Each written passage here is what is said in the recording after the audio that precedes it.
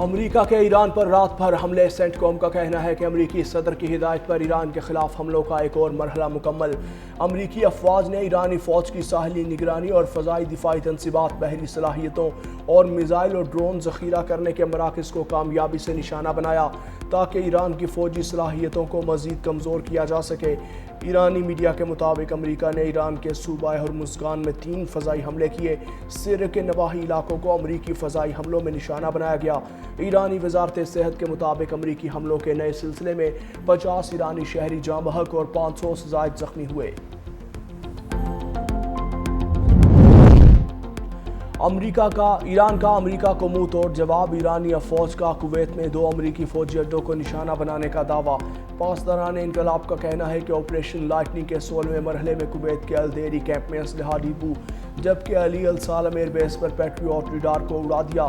ایرانی فوج کا کہنا ہے کہ یہ حملے ایران پر امریکی حملوں کے جواب میں کیے گئے، جن میں شہری انفراسٹرکچر اور شہری علاقوں کو نشانہ بنایا گیا۔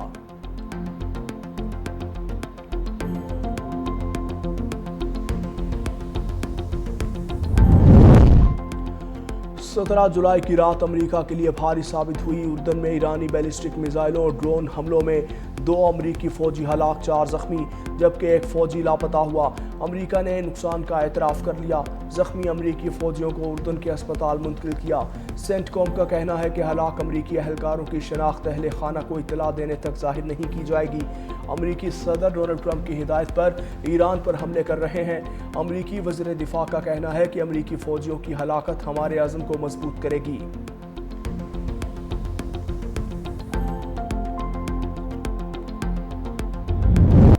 امریکہ بھاری قیمت اور رسوائی کے لیے تیار ہو جائے، امریکہ کو ناقابل فراموش سبق سکھایا جائے گا۔ ایران کے سپریم لیڈر مجتبیٰ خامنہئی کا دشمن کو 2 ٹوک پیغام۔ کہتے ہیں بڑے شیطان نے ایک بار پھر اپنا چہرہ دنیا کے سامنے ظاہر کر دیا۔ جرم اور غداری کا یہ تلخ تجربہ امریکہ کی جھوٹی، غیر منطقی، ناقابل اعتماد اور مذموم فطرت کا ثبوت ہے۔ ٹرمپ کے دستخط کی کوئی حیثیت نہیں، عہد شکنی امریکہ کی پالیسی بن چکی۔ مجتبیٰ خامنہئی نے مزید کہا کہ امریکی دشمن جنگ بھڑکانے اور خود کو بڑی رسوائی سے دوچار کرنے کی کوشش کرتا ہے۔ اسے جان لینا چاہیے کہ ایرانی قوم اور مزاحمتی محاذ ہر قسم کی جارحیت کا بھرپور جواب دینے کی صلاحیت رکھتا ہے۔ آبنائے ہرمز میں جہازوں کی آمد و رفت کے لیے تجویز کردہ جنوبی راستہ ایران کو کسی صورت قبول نہیں۔ ایرانی نائب وزیر خارجہ کی دشمن کو وارننگ۔ قاسم غریب آبادی کہتے ہیں ایران آبی گزرگاہ پر اپنی خود مختاری کا ہر قیمت پر دفاع کرے گا۔ ایران آبنائے ہرمز کو پورے علاقے کو بارودی سرنگوں سے پاک بھی کرے گا۔ مذاکرات کے دوران امریکہ نے جارحانہ کارروائیاں کر کے بات چیت کے عمل کو نقصان پہنچایا۔ اسلام آباد مفاہمتی یادداشت پر عمل درآمد معطل ہو چکا، اب امریکی حملوں کے خلاف ملک کے دفاع میں مصروف ہیں۔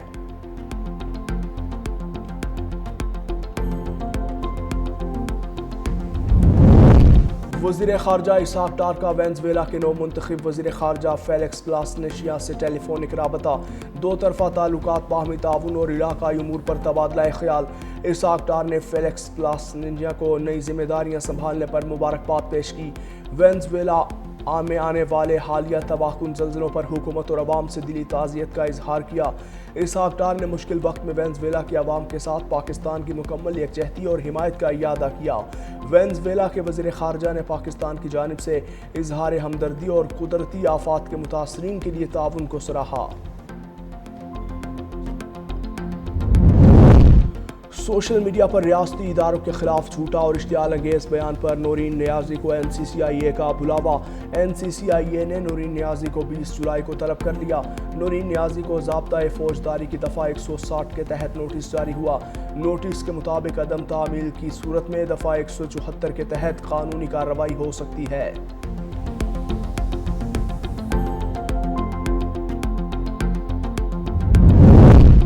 بھارتی گودی میڈیا نے نورین نیازی کے متنازع بیان کو پاکستان کے خلاف پروپیگنڈے کا ہتھیار بنا لیا۔ نورین نیازی ملک دشمن ایجنڈے پر بھارتی گودی میڈیا کے ساتھ مل کر پاکستان مخالف مہم کا حصہ بن چکی۔ را سے منسلک بھارتی گودی میڈیا نورین نیازی کے مارکہ حق سے متعلق متنازع بیان کو خبروں کی زینت بنا رہا ہے۔ بانی پی ٹی آئی کی بہن نورین نیازی نے سیاسی مفاد کے لیے ایک انٹرویو میں مارکہ حق پر افواج پاکستان کو بے جا تنقید کا نشانہ بنایا۔ نورین نیازی نے مارکہ حق میں پاک فوج کی شاندار فتح کو نظر انداز کرتے ہوئے اسے اسرائیل سے جوڑنے کی کوشش کی۔ اس سے قبل بھی بھارتی میڈیا پر نورین نیازی اپنے اشتعال انگیز بیانات میں پاکستان اور ملک کی سلامتی کے اداروں کو نشانہ بنا چکی۔ وزیر صحت مصطفیٰ کمال سے چین کی معروف کمپنی ہواوے ہیلتھ کے چیف ایگزیکٹو آفیسر کی ملاقات۔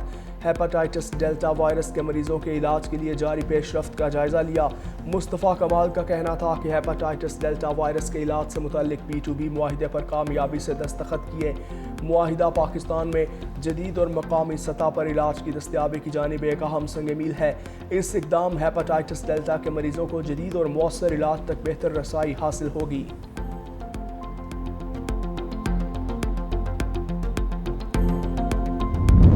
19 جولائی 1947 کشمیریوں کی قرارداد الحاق پاکستان سری نگر میں آل جموں کشمیر مسلم کانفرنس کے اجلاس میں منظور کی گئی۔ قرارداد الحاق پاکستان کو آج بھی کشمیری عوام کی قومی امنگوں، نظریاتی وابستگی اور حق خود ارادیت کی تاریخی علامت قرار دیا جاتا ہے۔ سخت ریاستی دباؤ کے باوجود پاکستان سے الحاق کے حق میں کیا گیا فیصلہ کشمیری قیادت کے اجتماعی موقف کا مظہر ہے۔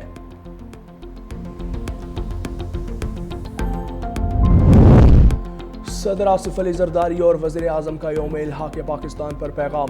کہا پاکستان اپنے کشمیری بھائیوں اور بہنوں کے ساتھ شانہ بشانہ کھڑا رہے گا اور ان کے ناقابل تنسیق حق خود ارادیت کے حصول تک اپنی غیر متزلزل سفارتی، سیاسی اور اخلاقی حمایت جاری رکھے گا۔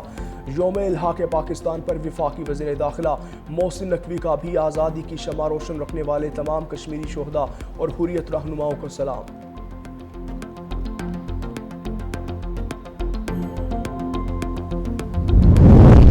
آزاد کشمیر میں عوامی حقوق کے نام پر سرگرم کالعدم جوائنٹ ایکشن کمیٹی کے خلاف رد عمل میں شدت۔ کاروباری حلقوں نے بھی تنظیم پر سنگین الزامات عائد کر دیے۔ گوڈز فارورڈ یونین کے عہدیداروں کا کہنا ہے کہ کالعدم کمیٹی کے شرپسند عناصر نے ٹرک ڈرائیورز کو تشدد اور ہراسانی کا نشانہ بنایا، ٹرکوں سے ڈیزل نکال لیا اور ڈرائیور سے سامان بھی چھین لیا۔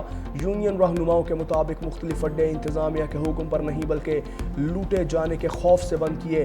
سیکیورٹی اداروں ڈرائیورز کو محفوظ راستہ فراہم کریں اور ان کے جان و مال کا تحفظ یقینی بنایا جائے۔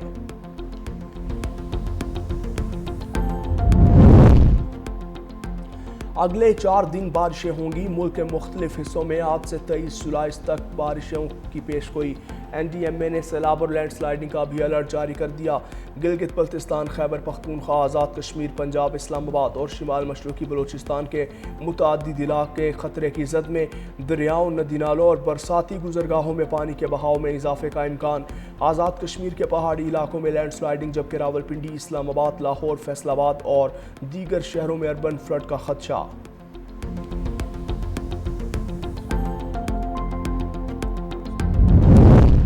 ہیڈ مرالہ میں دریائے چناب میں نچلے درجے کا سیلابی ریلا داخل۔ پانی کی سطح میں تیزی سے اضافہ، صرف 1 گھنٹے میں 80,000 کیوسک پانی کا اضافہ۔